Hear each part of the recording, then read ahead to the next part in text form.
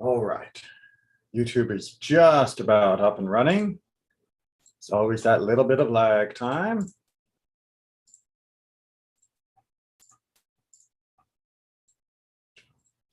Line things up so I can see any comments someone happens to make on YouTube, and then we'll be good.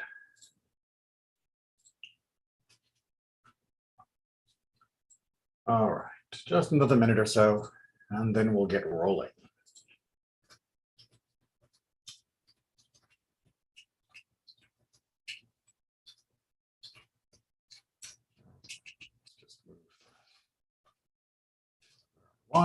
Very good. All right. I think it should have clicked through the YouTube system by now. Zoom is definitely working because I can see that you're all there. So why don't we go ahead and get the conversation started. So we are in Devarim 15. That's where we're going to pick up. But as usual, there's no way to cover the entire parasha with as much detail as I might want. So we're going to have to take a little snip. And we're not even going to be able to go through all of chapter 15. Instead, I need to give you a little bit of a backstory so that you can understand what we jump into in 15. And then we're also going to take a little peek at 16 as well. So the beginning of chapter 15 is dealing with avadim. It is dealing with the issue of slavery legislation. It is clear from this section that it is talking almost certainly about the Eved Ivri, which is an Israelite or Hebrew slave. There were special rules that governed their treatment. And in addition to the humane treatment that they had to receive, there was also the requirement that they be set free, first at the Shemitah, and then later again at the Jubilee, even if they had chosen to remain. What's most fascinating, and which we've talked about at other times in the past, is this legislation comes amidst the discussion of other poverty-type legislation, of other tithing and other ways that we take care of the poor. And it is clear that this indentured servitude is really intended as a poverty legislation, that if somebody has to sell themselves and their labor in this way, that they have to be taken care of properly. There are limits and issues and all of that, but like I said, we're not talking about the ins and outs of it today. Although I do want to just get the little taste at the very end, where we are letting the person go, indeed having to set them free, and we are given one final set of instructions, and this is picking up on verse 18. When you do set either one free, do not feel aggrieved, for in the 6 years you have been given double the service of a hired worker. Moreover, your God Adonai will bless you in all you do. We are told that we send them out with gifts. We are trying to make them financially stable as they leave. And here we are being told, in addition to the physical actions, emotionally, we also have to have the proper feeling towards them, that this has to be something that we don't view with harshness. It's not literally hard in our eyes when we send them out, when we set them free, because we have to recognize that we have already benefited greatly from the work that they did for us, and that is what the arrangement was. It was never about having another person be your property. It was about being able to help them in a difficult situation, for people who didn't have the liquid assets to help them without recouping something, in this case labor, in that bargain. That was always the ideal, is that this would be a give and take, that the person in need would be given a place to live, food to eat, and the person who was providing that and was not able to provide it gratis, completely free, would receive labor in return. Dependable source of effort for their own sustenance and living. Now, with that in mind, we then switch into verse 19, into a topic that is going to seem completely different. You shall consecrate to your God Adonai all male firstlings that are born in your herd and in your flock. You must not work your firstling ox or shear your firstling sheep. All right, we're going to come back to what we do with this, but I just want to, just for a moment, sit with the discomfort of the transition. Yes, it is true that there does not have to be an insight that comes from the smichut, the juxtaposition of different legislation in Torah, and certainly throughout the book of Devarim, we receive clusters of mitzvot, many of which do not seem to have much relationship to the passages that come before or after. Sometimes, as we'll see in our commentary though, there are insights that can be gathered, gleanings, if you will, from where the passage comes, and we will explore those. But let's get back to that topic of our bechorot, our firstborn animals at this time. So as we can see, anything that is the firstborn, and we'll talk about the technicalities later, has this special status that has to be proclaimed, that this is holy to Adonai.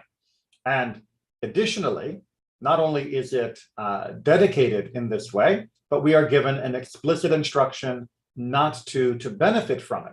Not just that we can't eat it or do something else with it, but we're not even allowed to work it.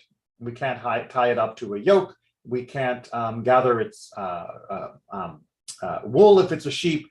The animal has to remain completely untouched and unused in any way, shape, or form. Until, picking up in verse 20, you and your household shall eat it annually before your God Adonai in the place that Adonai will choose. But if it has a defect, it's called a mum, such as lameness or blindness, any serious defect, a mum ra, and indeed that is covered in much more detail in halakha than we're going to do today, you shall not sacrifice it to your God Adonai. Eat it in your settlements, the impure among you no less than the pure, just like the gazelle and the deer, only you must not partake of its blood, you shall pour it out on the ground like water. So we are given two different possible outcomes. One, the animal is free from defect, and thus it is dedicated for the altar in Jerusalem, as eventually the place that God will choose will become. Or it has a mum, it has a defect, at which point you can just eat it in your own settlement. You don't need to worry about ritual purity issues like you would if something was being eaten from the altar. But of course, we are reminded that we are not allowed to partake of the blood. There's an interesting side discussion of why that reminder of the blood has to come here.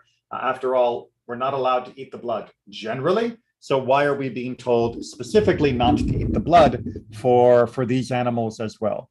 And the general understanding is that it is a precaution that you might have thought, since it was completely dedicated, once it becomes completely undedicated, perhaps all of it now is accessible. But no, the normal limitations on what we eat remain in effect, and thus we cannot eat the blood either. Any questions so far, or any comments so far about our firstborn process? Firstborn male, if it is without blemish, it'll be eaten in Jerusalem eventually. Firstborn male with a blemish gets eaten at home. Okay. And then chapter 16, observe the month of Aviv, and offer a Passover sacrifice to your God Adonai, for it was in the month of Aviv at night that your God Adonai freed you from Egypt. You shall slaughter the Passover sacrifice, and onward. Chapter 16 begins one of the few extensive lists of all of the holidays, the Chagim of Judaism. And again, it seems like an interesting juxtaposition. We talked about poverty and slavery, and now we're talking about the holidays. There's some connection there, as after all of the holidays, the Shalosh Regalim, the pilgrimage festivals, relate back to the Exodus and that idea of God helping us and us helping others, of God taking us from slavery, of us helping others that are in that position. It's not too hard to see a connection there. But our legislation regarding this firstborn, the Bechorot, just seems to be plopped here into the middle of this passage. And as such, it's going to catch our discussion. It's going to draw us into that conversation. So let's go ahead and take a look at our first commentaries. Oops, get it back up to the top to find out what exactly is going on here. And the first thing we have to reconcile is the fact that there is a not exactly contradiction, well, maybe contradiction that seems to be going on here. I'll let Rabbeinu Bachya explain it, and then we'll look at Leviticus 27 so that we can see it with our own eyes. Although the firstborn animal is already holy from birth, without need to be so designated, seeing the Torah makes its sanctity dependent on it being Peter Rechem, the opening of the womb, that initial passage, the Torah wants the owner to also sanctify the animal by declaring it sacred with his mouth. So what he's first trying to draw our attention to here is that when it says takdish, that we will sanctify it, that this seems to be a mitzvah of a declaration. But that's kind of odd, because we know that the firstborn is sanctified. So why should I have to make a declaration if it is already sanctified? Right? It already is dedicated to God, whether I say it or not. If I don't say it, is it not sanctified? It would seem like we would be, because after all, we know the commandment includes use of the name of the Lord, to whom the animal is consecrated. And if we find a verse, Leviticus 27:26, where the Torah writes a firstling which is the Lord's cannot be consecrated by anyone, well, his answer is this means that it cannot be consecrated to serve as a different kind of offering. So what are we looking at over here in chapter 27? Well, here we see in verse 26, a firstling of the animals, a bechor, the same thing that we're talking about in our chapter in Deuteronomy 15. However, which as a firstling is Adonai's, cannot be consecrated by anybody, whether ox or sheep, it is Adonai. So we see here lo yakdish, right, that you are not allowed to sanctify it. So how do we reconcile that with the fact that takdish, that we do sanctify it?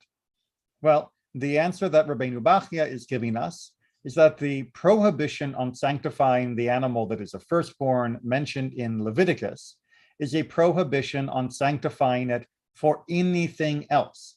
So you're not allowed to sanctify the animal for some other offering, that it is already designated only as a bechor, as a firstborn, and it can't do double duty. For example, you couldn't dedicate the firstborn lamb as your offering that was also going to be a Pesach offering. It is already earmarked, that's the word. It is already earmarked for being a bechor, for being a firstborn, and it cannot be earmarked for something different. As Rashi goes on to say in the next commentary, right, it is impossible to say, you shall sanctify it, is to be taken literally, for it already states in another passage, one shall not sanctify it. It is, on the other hand, also impossible to take one shall not sanctify it literally, since it states you shall sanctify it. Right? Our takdish and our velo yakdish are in opposition. So therefore, we cannot read them literally. And here, what he means by literally is of course, just a simple reading within its own sentence without any consideration of anything else that happens anywhere else in the Torah, which is obviously a stupid way to read the Torah. As I've said many times, and I will keep saying it until the world finally gets done being stupid about this, reading something literally doesn't mean whatever pops into your head while you're reading the sentence. Reading something literally has to be much more done more deeply than that. There is no superficial literal reading possible. If so, then we would be stuck, because here in Leviticus it says don't sanctify, and here in Devarim it says do sanctify.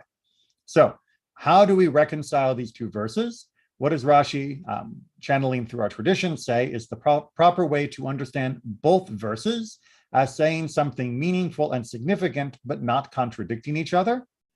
in the following manner. By taking "you shall sanctify" in Deuteronomy, in our verse to imply, you must dedicate so far as the dedication of its value, you may dedicate so far as the dedication of its value is concerned, and then he must give a corresponding sum of it into the temple treasury. But you must not dedicate it as far as the altar is concerned. So Rashi's answer is a little different than Rabbeinu Bachya. Rabbeinu Bachya was dealing just with the altar question and saying that you cannot dedicate the firstborn, the Bechor, for any other altar use. What Rashi is pointing out is that, but we are saying that you should sanctify it, and rather than saying that that is just a declaration, instead say that that other sanctification is an option. It is a permission to sanctify the value of the object. Indeed, this erech, this estimation of something's worth, is a common form of donation, of dedication that was found in the ancient world and really has continued even traditionally into the modern world, where a person would pick an item and say, I dedicate to the temple the value of my cow.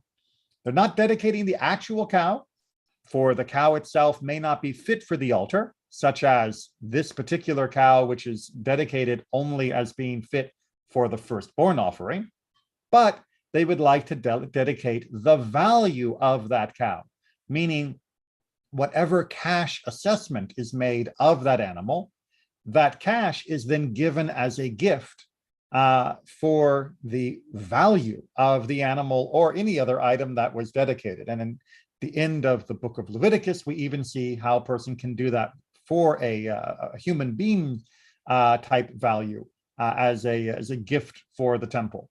So what Rashi is saying here is that the can't sanctify is talking about the altar. The shall sanctify is talking about permission to give a dedication of the value of the animal. And this is the reconciliation that he is proposing. Now, that may have gotten a little complicated, so I'm just going to double check if anyone has any questions or comments before we move on to a third way of understanding this, which is specifically talking about it within the context of the chapter. All right, so Rabbeinu Bachya, you have to say it verbally, but you can't dedicate it for anything else. Rashi, you can dedicate the value, but you can't dedicate the item, the animal itself, for another sacrificial purpose. Hiskuni is going to give us a little bit more of a broad view on this, trying to give us an emotional or philosophical understanding. This paragraph regarding the Bechorot, the firstborn, has been written here, seeing that previously the Torah dealt with the rules governing the treatment of a Jewish slave.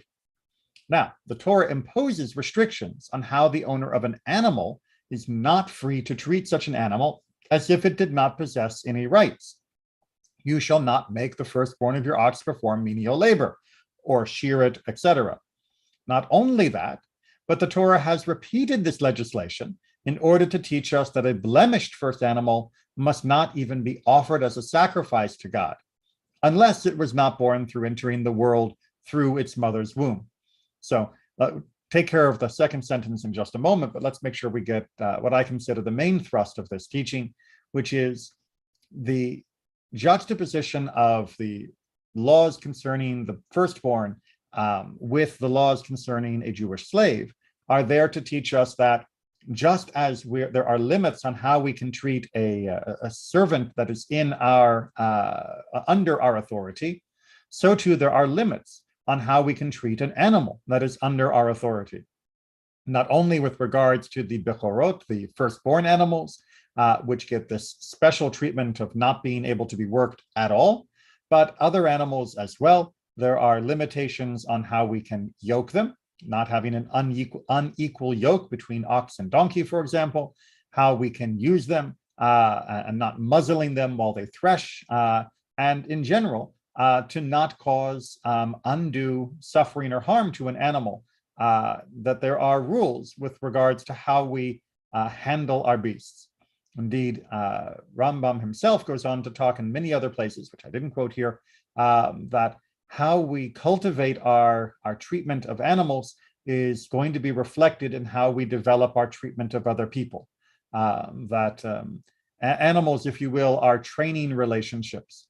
That if we learn to show compassion and understanding and restraint with how we deal with animals, which are seemingly entirely within our control, then we will even more so have control and limit on how we deal with other humans and show them even greater compassion, understanding, and consideration, rather than treating them as mere objects.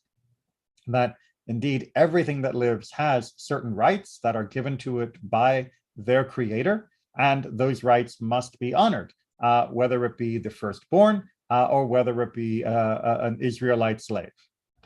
Now, with regards to the second section, we have this idea about the mum. What Chizkuni is trying to add here from our discussion of blemishes is the idea that that second part that says that a blemished animal would be eaten at home is written there to specifically rule out saying, well, it may be too blemished to be a bechorot, to be a firstborn, but maybe there is some other way that I could use it as a sacrifice. Maybe there is some other activity for which I could use it.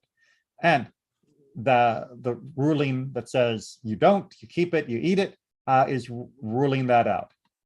Now, that little parenthetical about being born through the mother's womb is something that we will come back to, as it is definitional of what a firstborn animal means. But I will save that as part of our technical roundup when we get a little bit further in.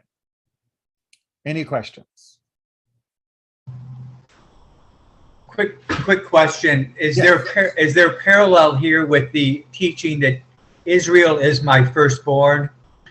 Because previously we just had the section of an Israelite slave has to be treated differently, and here we have the firstborn of the animals being treated differently. So yes, the use of the metaphor of bechorot, of firstborns, or firstbornhood, is a common metaphor that God uses both in Torah as well as in later prophets and Nevi'im, with the idea that yes, the firstborn had special treatment, but also had special responsibilities. We can actually make a very good parallel from the treatment of firstborn animals that we see here, because a firstborn animal may seem to have everything great. After all, they're not allowed to be worked. You can't even shear them. It's, got a special designation. Boy, that's so good. But the firstborn animal is definitely going to end up dead very soon, either at the altar or in the home barbecue. A non-firstborn animal, on the other hand, could enjoy a very long life. And sure, it's pulling the plow from time to time, but it might be able to still have decades of nice life and good service and companionship with the farmers. So being a firstborn is not an unmitigated benefit. Historically, yes, it provided better inheritance rights for people, but it also required more responsibility. And that metaphor works very well, I believe, with how Torah portrays our relationship with God, that we recognize that we have been given very special benefits, the Torah being the primary one, but we also have been given very special responsibilities, the Torah being the primary one. So it's not surprising, yes, that the firstborn animals are being given also a special treatment in keeping with that cultural understanding that firstbornness has a special role to play in any group. Now, with regards to these, the sacrifices and its status, we get a little insight here from Rambam in his Guide for the Perplexed of why the rules regarding these animals are taking this particular form. in order that we may respect the sacrifices, meaning in general, and all that is devoted to the name of God, we are told that whoever takes part of a holy thing for common use has committed a trespass, must bring a sin offering, and restore what he has taken with an addition of the fifth part of its value, even if he committed the trespass in ignorance. So we'll use our example. We have a firstborn animal, and we, excuse me, decide to just eat it for lunch rather than have it be dedicated for the altar. When it becomes clear that we have done something that is wrong, the penalty, of course, is that we have to admit that we have committed a trespass. This is the normal process of tshuva. We also have to bring a sin offering, something we can't do in the present day. And we also have to restore what we have taken that was dedicated to God. In this case, we can't restore the actual animal, but we can restore its value. And we have to add a penalty on top of that restoration of 1/5 of the value. So if we had taken something and used it for profane purpose when it was sanctified, and it was worth $100, we have to dedicate back $120 as part of the penalty, in addition to the sin offering and, of course, the actual emotional tshuva, the sense of seeking forgiveness ourselves. Now, why?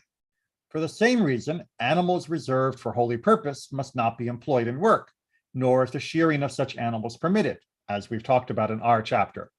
The law concerning the change of a sacrifice, meaning if we are swapping animals for a sacrifice, which is possible in some other circumstances, not the firstborn, but in some others, must be considered as a preventative.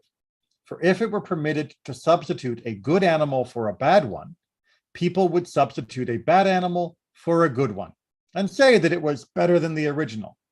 It was therefore the rule that in any such change, if any such change had taken place, both the original sacrifice and the exchange thereof should be holy, as Leviticus 27 goes into more detail. So Rambam here is trying to help us understand the regulation through the lens of human nature. He says, yes, if you allowed people to swap, for example, let's imagine the firstborn, and we say, the firstborn of cow really wasn't very good. The one that came out right after, let's say they were twins, was a much better cow. It was stronger, it was bigger, it was clearly more valuable. Therefore, I'm going to dedicate the second cow, the younger twin, rather than the older cow, because I want to give the best to God. And the second cow is clearly better than the first cow.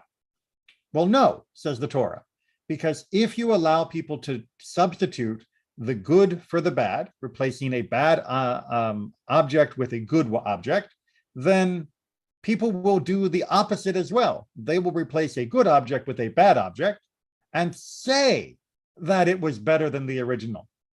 Funny thing is, people have a tendency to lie. And sometimes it is even a lie to themselves, but they are motivated in order to do so.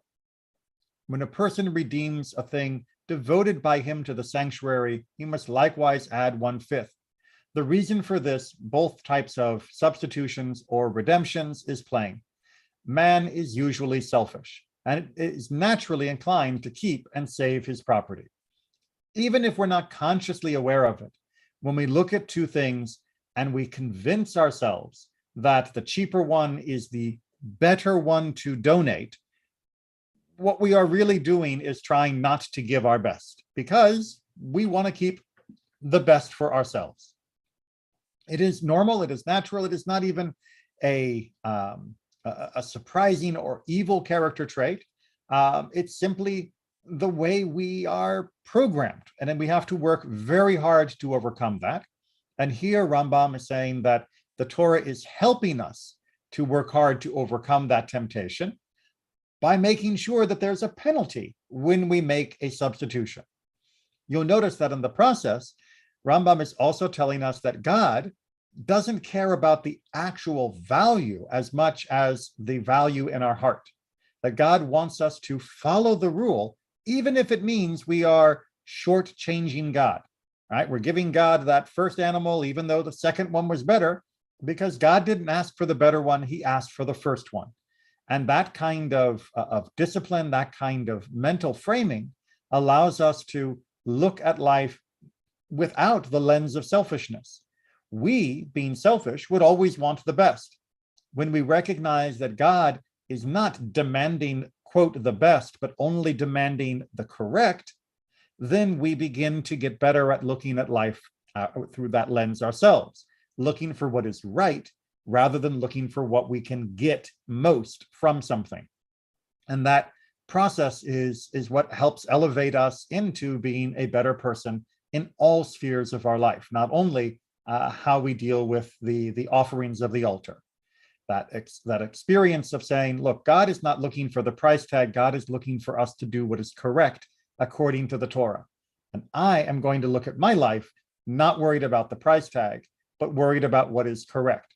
When we are able to make that switch to imitate the pattern, the example that God is setting, then so much more in our life clicks into place in a way that will make us happier and more fulfilled and cause a lot less stress and difficulty for ourselves and for those around us.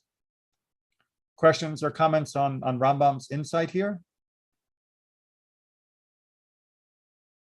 All right, before we get to our sort of final insight or examination of how all of this fits together, I felt it would be incorrect to not do at least a little bit of the halacha of Bechorot, of what exactly is going on here with what counts as a Bechor and how we handle it.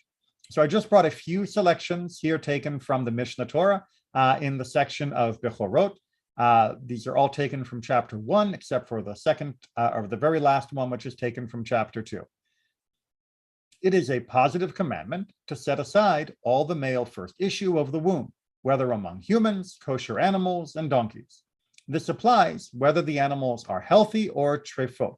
Remember, treif in a legal sense means an animal that is suffering from a terminal injury or illness. It's become more commonly used as a catch-all for anything that's not kosher, but that's not its technical definition. And here Rambam is definitely using the technical definition. Thus, Exodus 13:2 states, "Consecrate to me all the firstborn, the first issue of the womb, among the children of Israel in humans and in animals." And of course, this comes as a reminder of the redemption of the firstborn that happened in the final plague in Egypt, that those that were firstborn were slated to be killed unless they partook of the Passover sacrifice and were there at the Seder inside the specially designated homes. And again, that goes for everybody, not only the Jewish participants. Anyone was able to avail themselves of that. And sadly, too few Egyptians did. Firstborn humans and firstborn donkeys are redeemed, meaning there is a cash redemption because we're not going to kill them. And the redemption is given to the priests. Because if you think, why are donkeys and humans the same? Well, because a donkey cannot be offered on the altar because it is not a kosher animal. A firstborn kosher animal should be slaughtered in the temple like other sacrifices of a lesser degree of sanctity. This is not the place to get into it, but there are different types of sanctity that have to do with how the offerings are handled and how they are disposed of and how they are eaten, if at all possible. That redemption of the firstborn people is what's known as Pidyon Haben, the redemption of the son, and is a beautiful ceremony, but is not very often done, as we will talk about in just a minute. It is a mitzvah to sanctify the firstborn kosher animals and say, "Behold, this is holy," right from our verses in Deuteronomy. If he didn't sanctify it, it is still sacred, for it was holy from the womb. And this is, as we saw, the opinion from all of our earliest commentators that we discussed this afternoon, that it's about a declaration, but that declaration is not changing it to be sanctified. It is already sanctified. It is merely marking it verbally as fulfilling that commandment. In the present age, meaning in Rambam's day, 1,000 years ago, a firstborn animal should be left until it contracts a blemish and then eaten. As we saw from our discussion in Deuteronomy in the second half, if the animal has a mum, a blemish, then it cannot be sacrificed and instead is eaten. Well, the answer in the modern world, where that firstborn animal cannot be touched, but also cannot be sacrificed because we don't have the temple, is to simply leave it untouched, but wait until it eventually contracts a blemish. For every animal at some point in its life will have a blemish. And it's just a matter of patience, at which point it becomes desanctified and can be eaten by the community. Now, as for the definition of what counts as a firstborn, neither an animal born through cesarean section nor one born afterwards are considered as firstborn animals. And this also applies to human beings as well. The first is not, because it is not the first issue of the womb, of the Pete Rechem, as we talked about.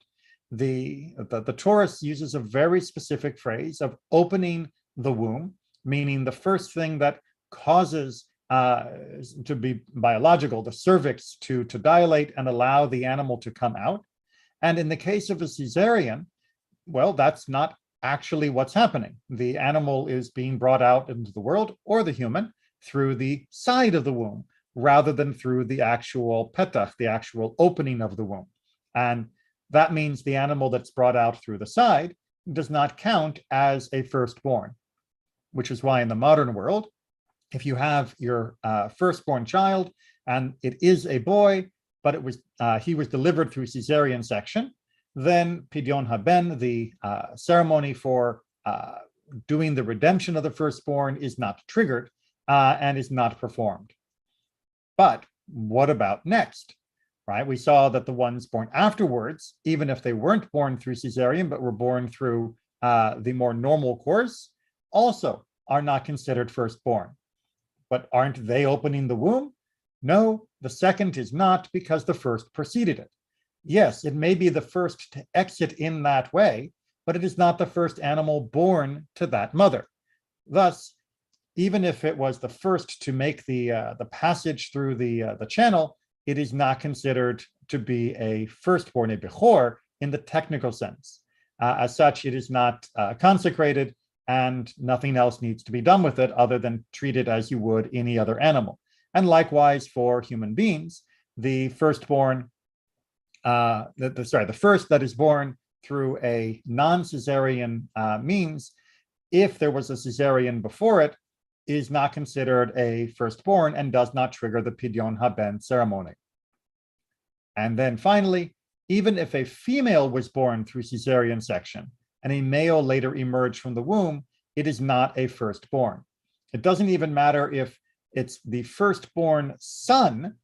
If there was a firstborn at all through the cesarean section, then any subsequent birth, male or female, does not count as being a bechor.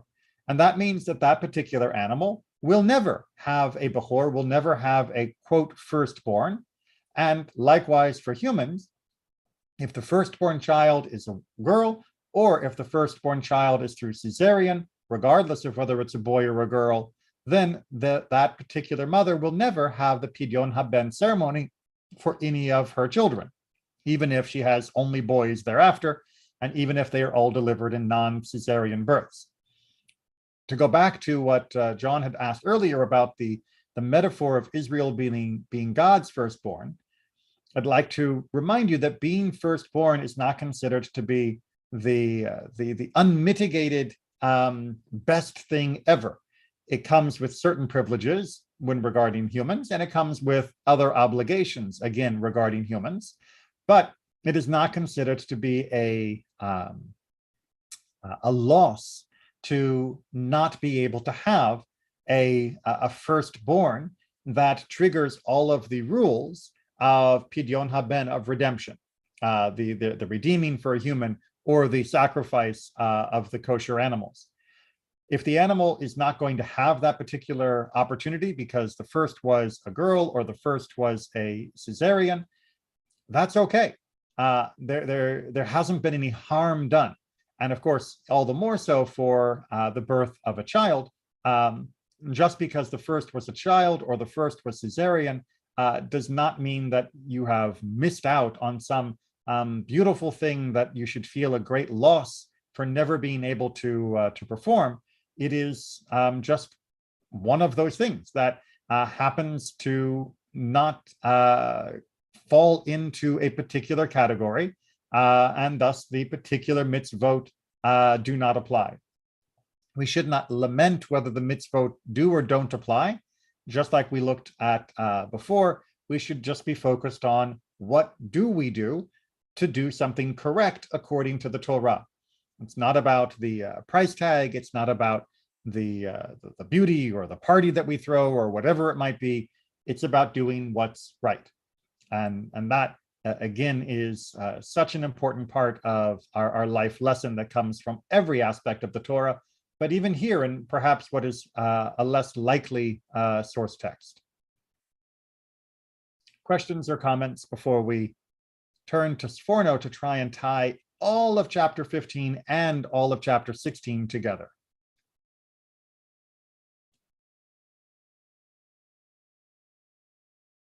All right, and look at that. I can get them all on the screen at once. After the Torah has lifted a number of acts of kindness you are to perform with parts of your harvest in the field and orchard, something called the tithes for the poor, as well as an equivalent at the end of the Shemitah year in money, the waiving of past due debts, acts of charity, and acts of helping your former servant to establish an economic base for himself, Moses now explains in detail commandments which are acts of gratitude vis-a-vis God. That is to say, the giving to God or his representative, meaning the Kohanim priests, the firstborn males of your livestock. So we have had our chapter all about being kind, of helping other people in so many different ways. And now we have a section of showing gratitude to God. Why? It is incumbent upon the owner of such herds to thank the Lord, for it is he who is the source of his wealth. So if you are in a position to help others, then clearly you have much to be grateful for, that you must recognize that your position to help others is a gift, just like the gifts that you give to the people in need. You have been given the gift of having that position, and you have to show gratitude to God by giving what God has asked for, in this case, the firstborn of the flocks and herds. Excuse me. This is followed, meaning chapter 16, by repetition of the commandments to observe Passover, the commemoration of our obtaining political freedom, as well as the annual date on which the early barley harvest is acknowledged with an appropriate offering, meaning the beginning of the counting of the Omer, and of Shavuot, the obtaining of our spiritual freedom, when we received the Torah in capsule form, that is to say, the 10 Commandments. Shavuot also ranks as the primary harvest festival, celebrating the cutting of the wheat harvest.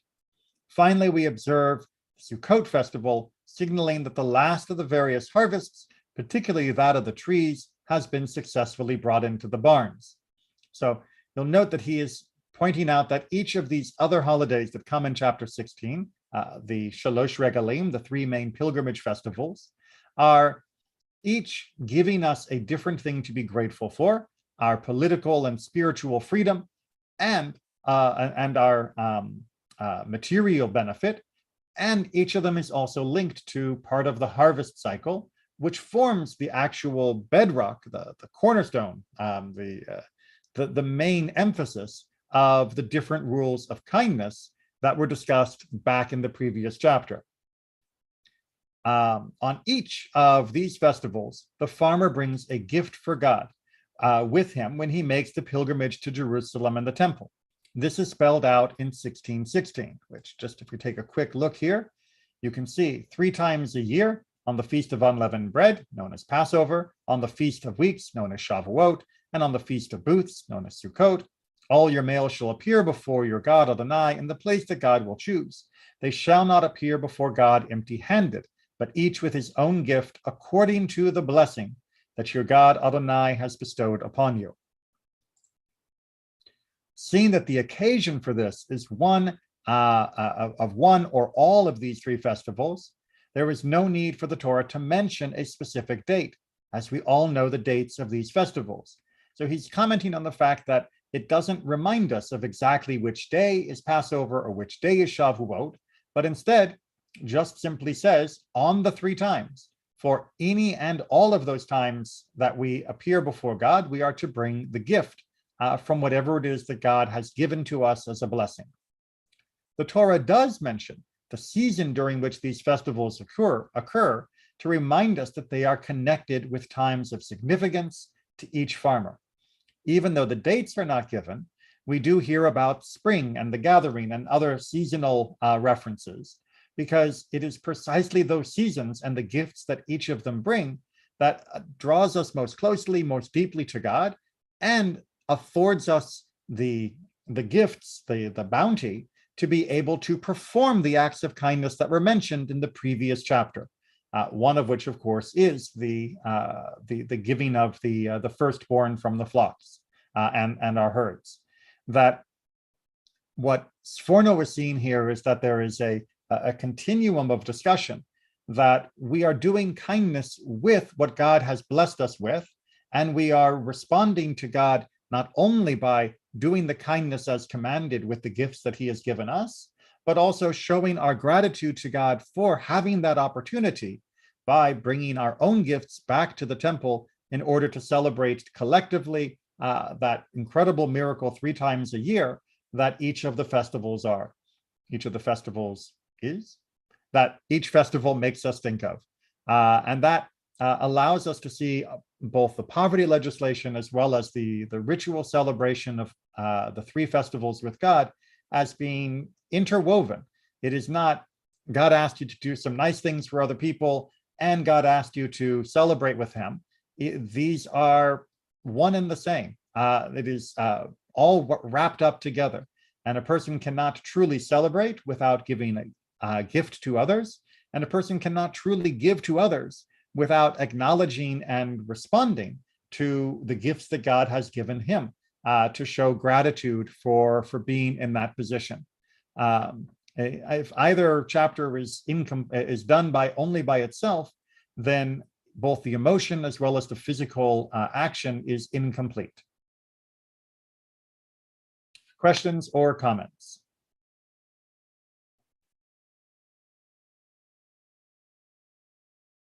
Okay, well, then we will wrap it up there for today. Oh, wait, I saw somebody unmute. Yes, thank you, Rabbi, for how this all ties together with gratitude and kindness. Hadn't really looked at it that way before, but it certainly does fit. I agree. When I came across Sforno's comment, which was one of the first ones I came across while studying this year, I went, aha, that's what we're going to be talking about. And I really liked the way he formulated it. I just wanted to bring the other pieces to make it all a little bit more apparent, a little clearer. All right. Well, again, if people have other questions or comments, you're always welcome to not only participate here during the class. I know many people are shy, but you can also send me emails or talk to me in person if you happen to be a local member of my community. Take care, everyone, and be well.